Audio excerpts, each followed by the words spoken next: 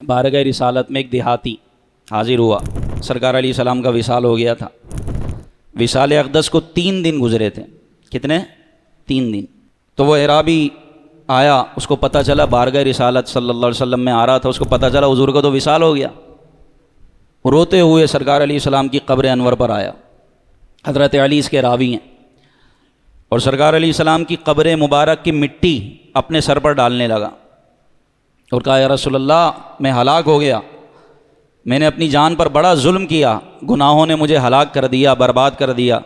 یہ آیت سن کر میں آپ کے پاس آیا، وَلَوْ أَنَّهُمْ إِذْ ظَلَمُوا أَنفُسَهُمْ جَاءُوكَ، کہ اگر کوئی اپنی جان پر ظلم کر لے تو وہ آپ کے پاس آ جائے۔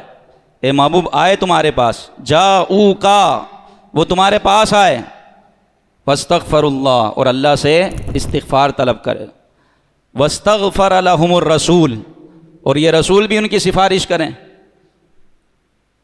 اللہ کی بارگاہ میں اس کی سفارش کریں۔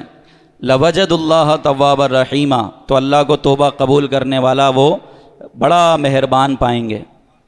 تو وہ اعرابی رونے لگا، اس نے کوئی گناہ کیا ہوگا، تو وہ توبہ کرنے کے لیے، معافی مانگنے کے لیے سرکار کی بارگاہ میں آیا۔ پتہ چلا حضور کا وصال ہو گیا۔ پھر وہ قبر انور پر آیا اور اس نے یہ کہا کہ میں یہ آیت سن کر آپ کے پاس آیا ہوں، وَلَوْ أَنَّهُمْ إِذْ ظَلَمُوا أَنفُسَهُمْ، یا رسول اللہ میری سفارش کیجیے اللہ کی بارگاہ میں۔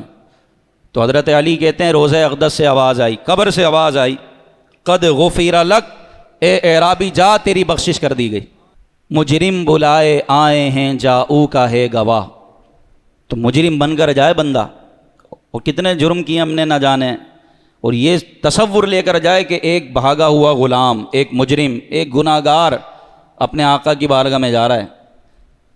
ان کی شریعت کی دھجیاں اڑائی ہیں، کتنے گناہ کیے ہیں، کوئی شریعت کی بات نہیں مانی، کوئی ان کی بات نہیں مانی، تو بندے پہ پھر رقت طاری ہوتی ہے، اور پھر وہ روتا ہوا جاتا ہے، وہ سیلفیاں بناتا ہوا نہیں جائے گا، اور پورے سفر میں ہم یہاں پہنچ گئے وہ ولاگ بناتے ہوئے نہیں جائے گا، بلکہ روتا ہوا جائے گا کہ رسول اللہ ایک مجرم آپ کی بارگاہ میں حاضر ہوا ہے، مجرم بلائے آئے ہیں جاؤ کا ہے گواہ، مجرم بلائے آئے ہیں جاؤ کا ہے گواہ، پھر رد ہو کب یہ شان کریموں کے در کی ہے۔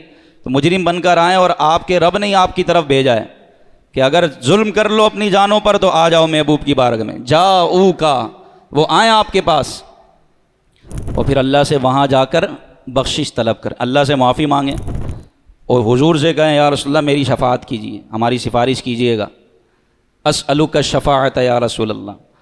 تو پھر اللہ نے چاہا تو اللہ کرم فرمائے گا، رحم فرمائے گا۔ تو پھر 3 دن کے بعد وہ قبر انور پر آیا، وصال کے 3 دن کے بعد آواز آئی جا تیری بخشش کر دی گئی۔ تو یہ کرم اسی زمانے تک محدود نہیں، قیامت تک کے لیے عام ہے۔ جو جائے گا مجرم بن کر، گناہ گار بن کر، اور نبی پاک کا سچا امتی بن کر، اور شفاعت کی خیرات لینے جائے گا تو اس کو ملے گی انشاءاللہ۔